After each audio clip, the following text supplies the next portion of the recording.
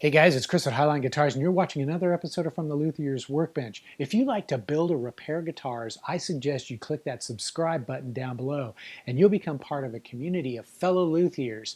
And together, we can take your skills to a whole new level.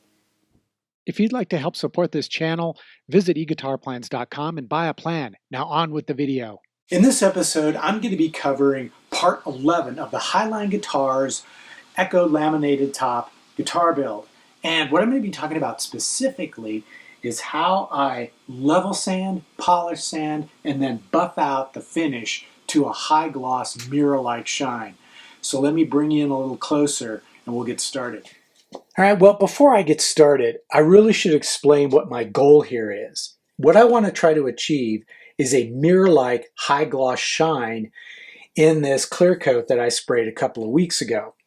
Now, what that means is I want to be able to see anything that's reflected in the surface razor sharp. I don't want there to be any distortions, no diffusion, no ripple. I want it to be a perfect reflection. And in order to do that, I have to follow, basically it's a three-step process. The first step is to level sand to get the surface really flat and smooth. The second is to polish sand, which refines that surface and gets it ready for buffing. And then third is obviously to buff it up to the final high gloss shine. Now the products that I'm going to be using to do this is actually a new product. Well, it may not be new, but it's new to me. It's called 3M Flexible Abrasive Hook-It Sanding Sheets. And this is a trial pack that I purchased. And I'll put a link in the description down below so that you can go check it out if you'd like to maybe investigate this product yourself. But these are flexible sanding sheets. They're Velcro backed or hook and loop backed. And they also come with a flexible block that you can attach the sheet to. So it basically just sort of lays down onto it like that, and then you can sand. This product is very similar to another product that I have been using over the years. This is Super Acylex, which is sold by Eagle Abrasives, and it's a very similar product, although I do think their grit system that they use for grading each grit is a little bit different. This uses the P grading system, which is what I prefer. That's the European grade, and it results in a much more refined grit and abrasive structure, so you get a more consistent sanding pattern. I'm not sure exactly what the Super Acylex uses. The grit designation is preceded by the letter K, and I think that may be a Japanese grading system. I'm not sure. Anyway, what I'm going to do is I'm going to be using this grit. Now, I'm not sure if you can see this, but as I reflect light off of the surface of this guitar, you can kind of see how rough and almost it's like an orange peel-like effect. And that is the result of how I sprayed the finish. I wanted to apply my clear coats to replicate what a lot of folks out there get when they spray their clear coats onto a guitar. They often will get this kind of rough, coarse texture. Typically when I spray, I can adjust my spray gun and the viscosity of what I'm spraying to get a really smooth finish. But in this case, I left it a kind of a rough finish so you can see how this leveling process will proceed. Now, when I start leveling, the first thing I have to do is look at that surface and decide what grit I'm going to go with to level. And logic would dictate you want to go with the finest grit possible to level the surface. But just know that the finer the grit, the longer it's going to take, and often the more difficult it is to get the surface level. So at looking at this surface, based on my experience, I know that I'm going to probably have to start with a P600 grit. And so that's what I'm going to use. Now in the leveling process, instead of using this foam hook and loop pad that 3M provides, I'm actually going to use a wooden block. And the reason for that is because when you're level sanding, what you're trying to do is you're trying to reduce that orange peel texture, that you're trying to take those highest spots down and make them level with the lowest spots. And when you're using one of these soft, flexible pads, your abrasive sheet will actually conform to the surface. And what ends up happening is you never really get a truly level surface. What I have to try to do is grind down those high spots. And the best way to do that is to use a hard block of wood. Now this works great on flat surfaces, but it isn't necessarily as effective when you're trying to level the surface on a carved top guitar or wherever you have, these angled surfaces. So to do that, I like to use a harder rubber block. And what I've taken to doing is I like to pick up these giant rubber erasers from my local dollar store, and I'll cut them into pieces and use those as sanding blocks because they're pretty hard on the surface. They're not going to allow the abrasive sheet to conform to the surface of the texture. Instead, they will allow me to level down that surface, but I still have some flexibility so I can curve my sanding block as I'm working into carved top areas. But since this is mostly a flat top, I'm just going to be using a wooden block. And I'm just going to begin sanding this surface. And I'm sanding in a circular pattern. And I'm going to work in just one area at a time. Now, I'm dry sanding here. I'm not wet sanding. I prefer dry sanding, especially when I've used a water-based product, because if you wet sand, there's always that potential for reactivating the finish, and I would prefer not doing that, obviously. But when you are dry sanding, you will load up your abrasive sheet with sanding residue. So what I like to do is I like to lay out one of these dollar store doormats. And every so often as I'm sanding, I'll stop and I'll just wipe it off onto that surface to clean it. Then, periodically, I'll grab a cloth or a paper towel and wipe off the sanding residue from the surface. As I'm sanding, I like to stop periodically to check my progress. And what I'm looking for is the relationship between areas which are flat and dull, which are the high spots that are getting hit with the abrasive sanding grip, and then the shiny spots, which represent the low areas. And what I'm trying to do is I'm trying to eliminate all the shiny spots. I want a flat, matte, uniform finish. That means I have removed all the high spots and brought them all the way down and made them level with these shiny or low spots. So I'll just continue sanding, and as I work these areas, I can gradually see the area of matte sheen expanding and overtaking the areas that are glossy.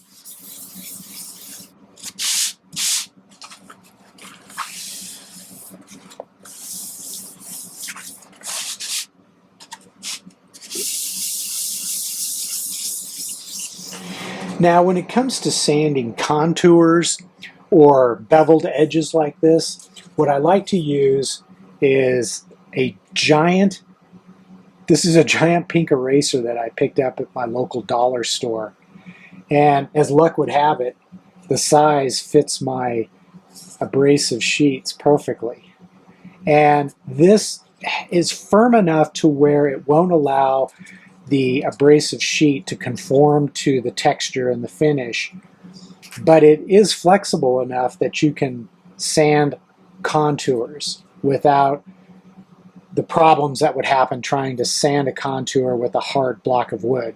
With a hard block of wood, you're not going to be able to get into a contour effectively.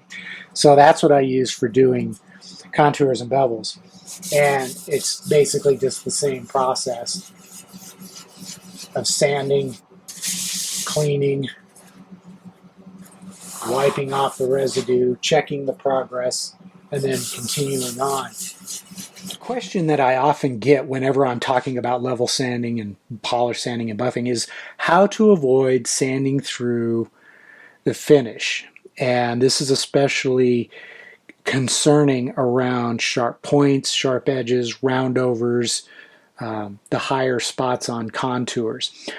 Well, really it starts with the application of the finish itself. I've been doing this long enough that I can lay down 8 coats of finish and successfully level sand, polish sand, and buff it without sanding through to the underlying finish. However, if you're new to this and are not sure, I recommend spraying more coats of finish. So instead of 8, double it. Spray 16, spray 20 coats.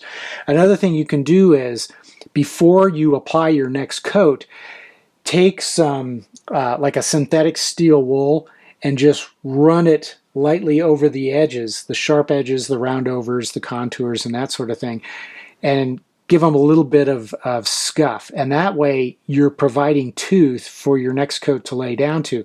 And because what typically happens is when you spray finishes, wherever there's a sharp edge or a corner, the finish likes to recede back a little bit. But if you scuff it, it helps give it tooth and keeps it there. So you can actually build up a little bit of extra finish around those sharp areas.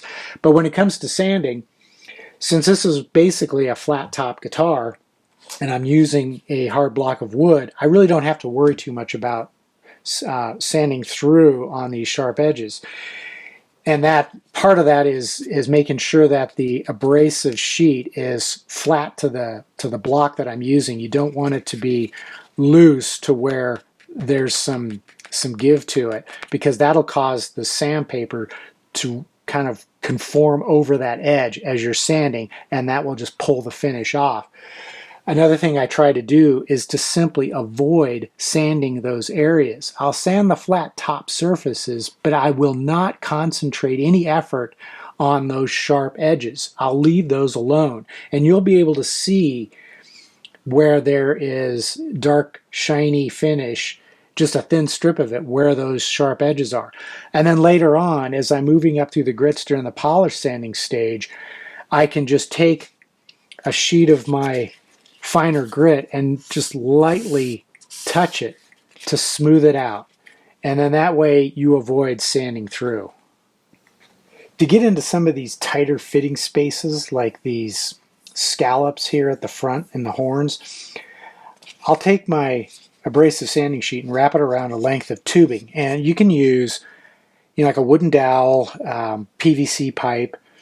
In this case, I'm using, this is from my oscillating spindle sander, and it's the rubber tubing that holds the sandpaper onto the sander. So they work really well. And I'll just wrap my abrasive sheet around it and just work into these little hard to reach spots to get that surface smooth and level.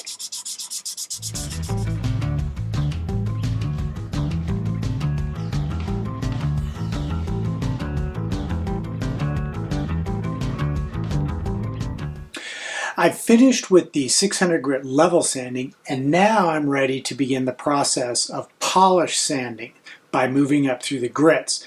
Now, before I do this, what I need to do is examine the surface carefully and closely. And what helps is to have some really good bright overhead lighting. And I've got a 5,000 lumen LED shop light up here in the ceiling, and I can examine the surface very closely. And what I'm looking for are any remaining tiny little shiny spots. If there are, I'll continue to work those areas with the 600 grit, but it's important to understand you don't want to overdo it.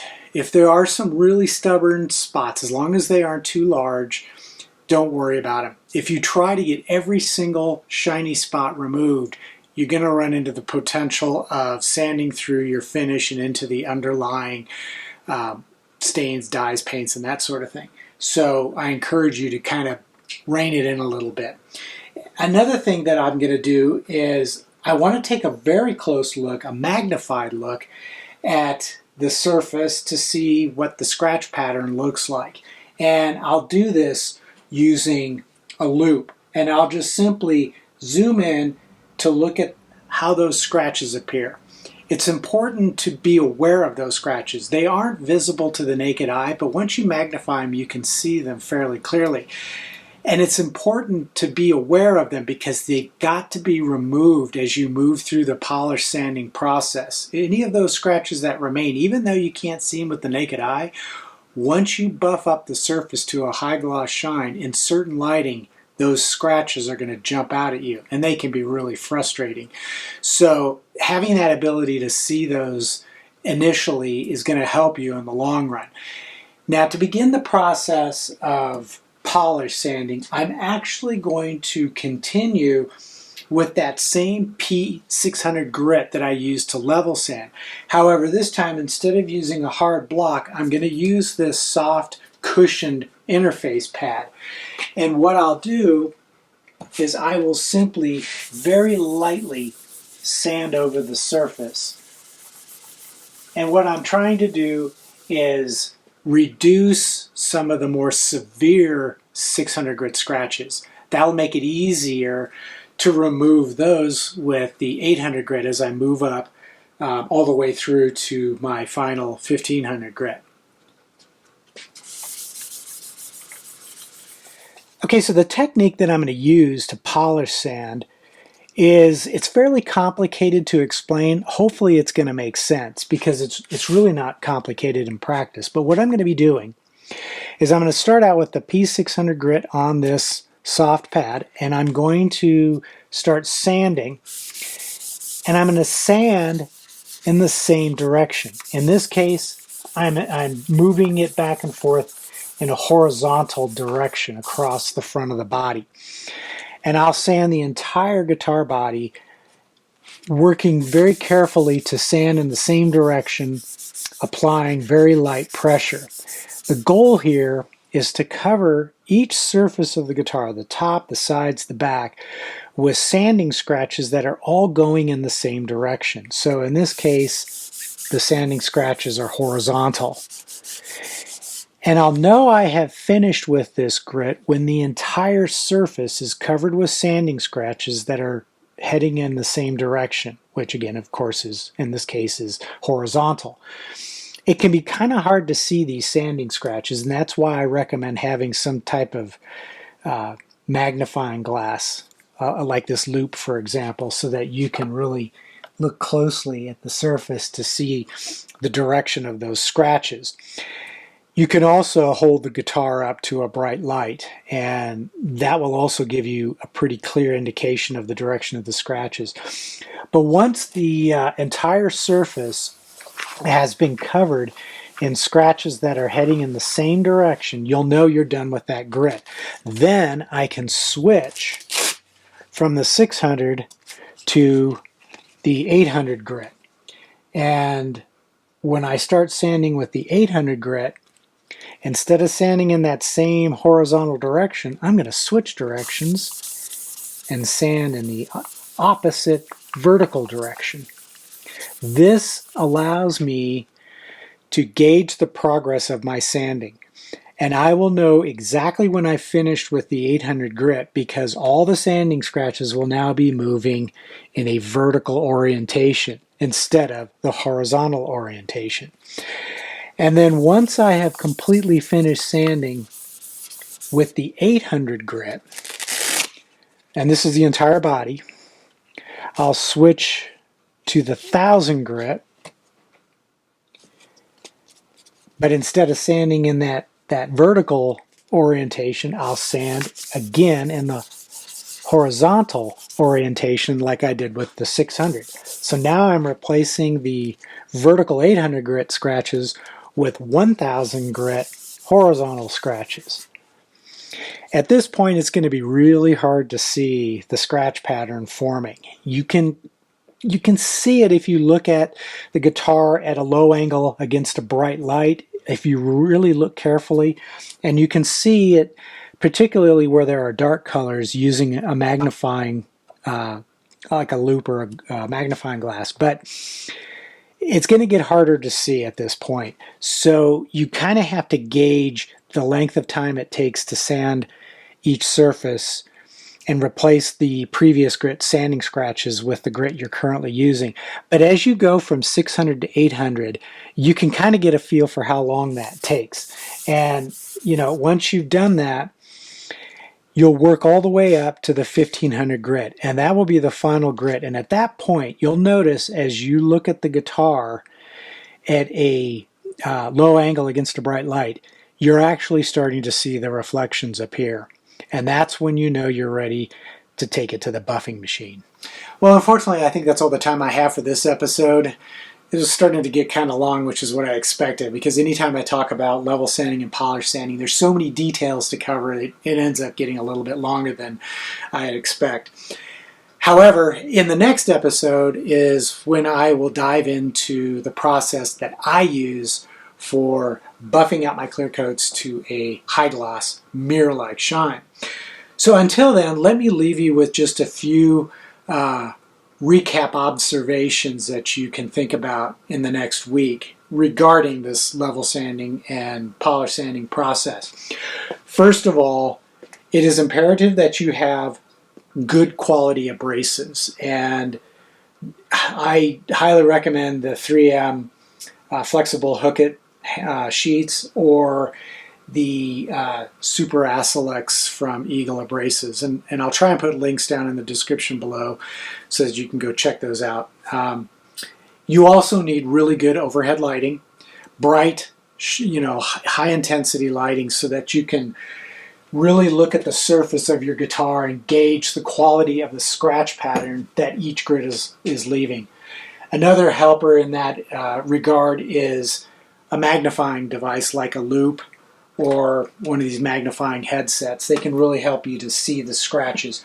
And the reason this is so important is because I get questions all the time from viewers who will ask, how do I get rid of these faint scratches when I'm trying to buff out my guitar? Well, in truth, those faint scratches started during the level sanding and polish sanding process, and that's where they needed to be dealt with.